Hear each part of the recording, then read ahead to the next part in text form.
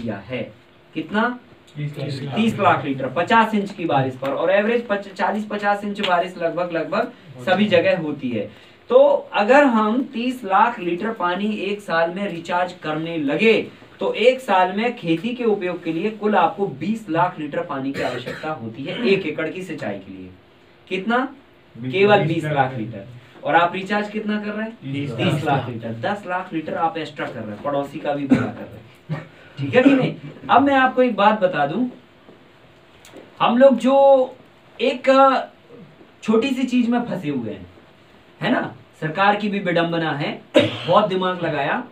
विडंबना क्या है? सरकार कहती है कि जैविक खेती को हम लागू कर सकते हैं पूरी तरह से, या केमिकल को बंद कर सकते हैं पूरी तरह से, पर अभी जैविक खेती को करने के लिए हमारे पास उतना जैविक खाद नहीं है उपलब्ध। ठीक है, ये कह के उस बात को और उस काम को वहीं छोड़ दिया जाता है। ठीक है, अब लेकिन मेरा पानी को लेकर एक बहुत बड़ा मंथन दिमाग में लगातार चला और उस पर बहुत गहराई से हमने विचार करके और उसमें अंदर घुसकर कुछ चीजें निकाली हैं जो मैं आपको शेयर करना चाहता हूं। देखो, आपको मैं बता दूं, पानी एक दुनिया का सबसे बड़ा विषय है। ठीक है, ये बात तो आप मानते ही हो, और किसानों के लिए तो सबसे ज्यादा। जिनके पास नहीं होता पानी और खेत पड़े रहते खाली, उनसे जाके पूछो कि उनको कैसी तकलीफ होती है। खेत खाली पड़े रहते, कुएं में पानी नहीं होता। ठीक है, तो पानी एक बहुत बड़ा विषय है।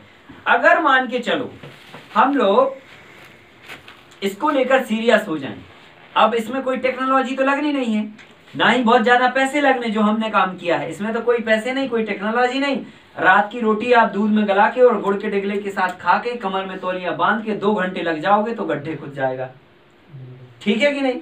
और इतना ही सेकंड डे कर लो तो ट्रेंच खुद जाएगी, और उतना ही 1 दिन और कर लो तो बेड बन जाएंगे। 3 दिन का काम है, बराबर ना? 3 लीटर दूध चाहिए और आधा किलो गुड़ चाहिए।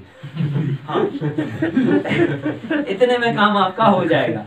ठीक है, और जिम जाने की जरूरत नहीं है फिर 3 दिन। ठीक है, तो जो है आप अगर गड्ढा खोद के ट्रेंच बना के रिज बेड बना के अगर फार्मिंग करने लगे तो 30 लाख लीटर पानी रिचार्ज होगा, जो कि आप खेती में भरपूर तरीके से 20 लाख लीटर से खेती करोगे और 10 lakh litre extra recharge stock बना के रखोगे, रिजर्व वाटर के रूप में रखोगे उसे, है ना। 2-2, 2,500 हजार फीट से पानी नहीं निकालोगे, 20-20 फीट पे ही पानी भरा रहेगा और आप बंद हो जाओगे निकालना।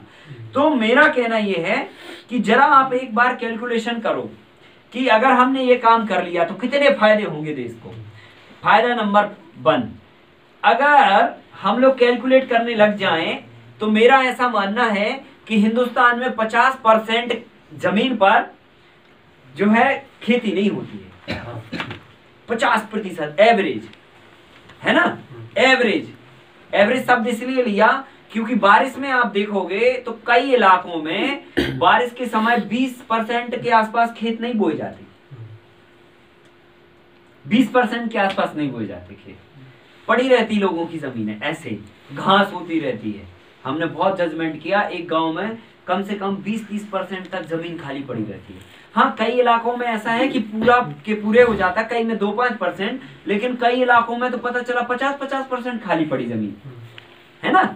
अब वो कारण जो भी हो, एक्सेस पानी होना, जमीन में पानी भरना, ठीक है, या फिर मान के चलो घास बहुत होना, लेबर ना मिलना, समय पे बुआई नहीं कर पाना, या ठेके पे किसी को जमीन नहीं देना, या दे दी या उसने नहीं बो पा, मतलब कई कारण हो सकते हैं उसके। ठीक है, तो 20% जमीन मान लो कि आपकी बारिश में खाली पड़ी है। ठीक है, अब उसके बाद आता है रबी का सीजन। तो रबी के सीजन में लगभग 20% जमीन रबी के सीजन में भी खाली पड़ी रहती है। अच्छा, रबी के सीजन में क्यों खाली पड़ी रहती है कि जो 80% लोग खेती करते हैं बारिश में, उसमें से 80% में से 30% लोगों के पास पानी नहीं होता है रबी सीजन के लिए। हाँ, 80% लोगों ने की, 20% ऐसे खाली पड़ी रही, लेकिन 80% लोगों ने खेती करी, और उस 80% में से 30% लोग ऐसे थे जो केवल 1 वर्षीय, मतलब केवल बारिश की फसल पर डिपेंड थे। तो वो बारिश की फसल निकाल के और फिर रबी की फसल नहीं बो पाते, क्योंकि उनके पास ट्यूबवेल नहीं होता, कुआं नहीं होता, या पानी का रिसोर्स नहीं होता है। तो 20% लोग